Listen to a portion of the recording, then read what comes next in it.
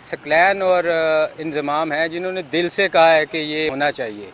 बाकी लोग बाकी जो राशिद लतीफ़ की बात कर रहे हैं वो तो अता रहमान ने सारा कुछ लोगों को बता दिया है उसका कि वो क्या है, वो लोगों की केस्टें बनाता है। अगर उसका सवाल आप पूछते हैं कि अता रहमान ने कहा तो मैं ज़रूर बताऊँ।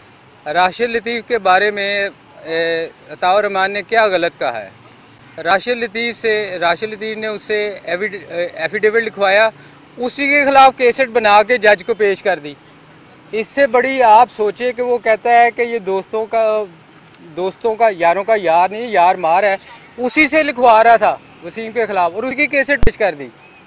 तो ये उसने क्या गलत कहा? उसने कहा कि बोरी बंद लाश मिलेगी, तो ये सबको कहता था। वो राशिद लतीफ़ MQM का नाम लेता था, वो कहता था जो है अल्ताफ़ मेरा बाप है। अब क्यों नहीं कहता मेरा बाप है? उसने कहा कि क्या कहते हैं ये मैच फिक्सिंग में इन्वॉल्व है, तो आए कसम खाए, क्यों नहीं खाता? इसने सबसे ज़्यादा इस्तेमाल किया, जावेद भाई इसको लेके आए थे, जावेद मियाँ दादी लेके आए थे ना, सबसे ज़्यादा छुरे उसको घूमे हैं।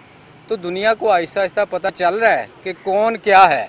ये लोगों को इसने क्या किया है क्रिकेट में, मुझे बताएं।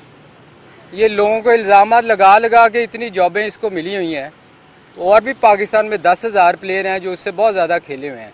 ये सिर्फ इल्ज़ाम लगा के लोगों पे ये हर जगह जॉब मिल रही है। PTV में पिछले 10 साल से है, सिर्फ इल्ज़ाम लगाने से लोगों पे। असल करप्ट जो है पाकिस्तान टीम को ख़राब करने वाला ये बंदा था। लोगों को सोचना चाहिए। अपनी कप्तानी के लिए इसने कुर्बानी का बकरा सब पाकिस्तान टीम को बनाया था, बोटी की खातिर सबको हलाल किया था। ये याद रखिएगा। नोटिस लेना चाहिए, बिल्कुल लेना चाहिए, क्यों नहीं लेना चाहिए जी। मेरा मतलब है कि इन लोगों के खिलाफ सबको पता चल गया है, आहिस्ता आहिस्ता अब लोग बोलना शुरू हो गए हैं। आप मुझे बताएं, आप लोगों को उसने कहा, मैं लफ्ज़ इस्तेमाल नहीं करना चाह रहा, आप में से कितने लोगों ने उसके खिलाफ बात की है? जर्नलिस्टों के बारे में उसने कहा ना, कुछ चंद जर्नलिस्ट कुत्ते हैं, कहा। आप लोग भी तो डरते हैं कि बोरी बंद लाश ना मिले, जो अभी तक लोगों को डराता है सर, वो अभी तक लोगों को इस बात से डराता है। बहुत से जर्नलिस्ट मुझे पता है कि वो डरते हैं अभी तक कि इसके खिलाफ हम बोलेंगे तो हमें प्रॉब्लम होगी। तो आप लोगों को सोचना चाहिए कि पाकिस्तान टीम को असल ख़राब करने वाला बंदा कौन था। खालिद महमूद साहब ने कहा कि मेरे सामने आओ, क्यों नहीं बैठा उनके सामने, भाग गया। अता रहमान अब सवाल करता रोज़ के मेरे सामने आके मेरे सवालों का जवाब दो, बताओ